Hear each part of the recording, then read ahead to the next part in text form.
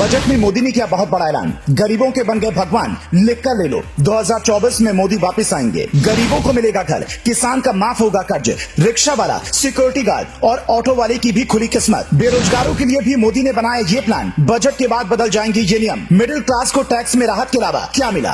Budget में मोदी सरकार के 10 बड़े ऐलान जिनसे बनेगा आपका काम। 3 मिनट के इस वीडियो में जानिए बजट में आपके लिए क्या क्या है। 2024 के चुनाव से पहले पूर्ण बजट मोदी सरकार ने पेश कर दिया, लेकिन इस बार का बजट काफी अलग। कई चीजों को महंगा तो कई चीजों को सस्ता किया गया। बेरोजगारों को रोजगार देने का प्लान बनाया गया, गरीबों को मालामाल करने का ऐलान किया गया। किसान, नौजवान, गरीब, महिलाएं, बुजुर्ग, सरकारी कर्मचारी, छोटे बड़े व्यापारी, सबके लिए मोदी सरकार ने कुछ न कुछ ऐलान किए। आपके लिए बजट में क्या रहा, आसान भाषा में 3 मिनट के इस वीडियो में आपको बताएंगे। इस बजट में मोदी सरकार गरीबों पर जमकर मेहरबान हुई है और गरीबों के लिए खजाना खोल दिया है। जिन लोगों के पास पक्का मकान नहीं है, सरकार उन्हें घर देने की तैयारी कर रही है। गरीबों के पास भी उनका घर हो, इसके लिए सरकार ने पीएम आवास योजना को लेकर बजट में बड़ा ऐलान किया। वित्त मंत्री निर्मला सीतारमन ने घोषणा की कि प्रधानमंत्री आवास योजना का बजट 66% बढ़ाकर 89,000 करोड़ रुपए कर दिया गया है। इस योजना के तहत ग्रामीण और शहरी इलाकों में आवास बनाने के लिए सरकार 2.5 लाख रुपए की मदद देती है। इसके अलावा देश में कोई भूखा न सोए, इसके लिए सरकार ने राशन देने का फैसला लिया। पीएम गरीब कल्याण अन्न योजना 1 साल के लिए आगे बढ़ाई जा रही है। इसके तहत लगभग 2 लाख करोड़ रुपए का बजट रखा गया है, जिसके जरिए 80 करोड़ गरीब लोगों को 5 किलो फ्री राशन दिया जाएगा। बता दें कि इस योजना की शुरुआत महामारी के दौरान की गई थी, जिससे अब तक बंद नहीं किया गया है, ताकि गरीबों को राशन मिलता रहे और वो भूखे न सोएं। बजट में हमेशा मिडिल क्लास को ज्यादा कुछ नहीं मिलता, लेकिन इस बार मोदी सरकार ने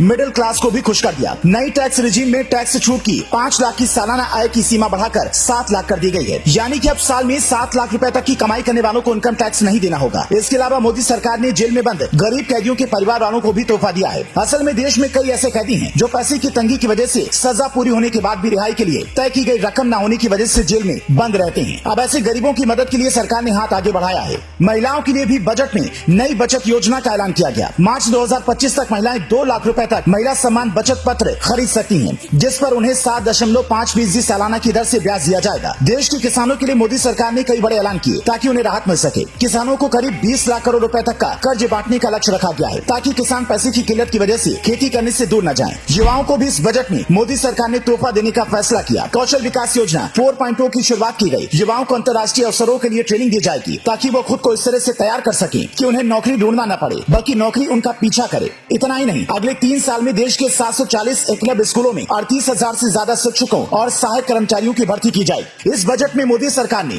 डिजिटल इंडिया पर फिर फोकस किया और इसीलिए अब मोबाइल फोन सस्ते होंगे, जबकि सिगरेट को महंगा किया जाएगा। लेकिन इलेक्ट्रिक गाड़ियों को बढ़ावा देने के लिए सरकार ने ऐसे प्लान तैयार किए हैं कि इनकी कीमतों में कमी आएगी और इलेक्ट्रिक गाड़ियां आम लोग भी खरीद पाएंगे। यही नहीं, हीरे के आभूषण के शौकीन लोगों को भी सरकार ने तोहफा देने का फैसला किया। अब हीरे के बने गहने सस्ते होंगे, लेकिन सोना और चांदी महंगा होगा। इसके अलावा कपड़े के दाम भी कम होंगे। आपको बता दें कि नरेंद्र मोदी सरकार का आखिरी पूर्ण बजट है। अब देखने वाली बात होगी कि 2024 के लिए मोदी सरकार ने जनता को अपनी तरफ खींचने के लिए जो तोहफे जनता को दिए, उनका क्या असर पड़ेगा। मोदी सरकार के इस बजट से आप कितने खुश हैं, कितना नंबर देना चाहेंगे, कमेंट करके जरूर बताएं।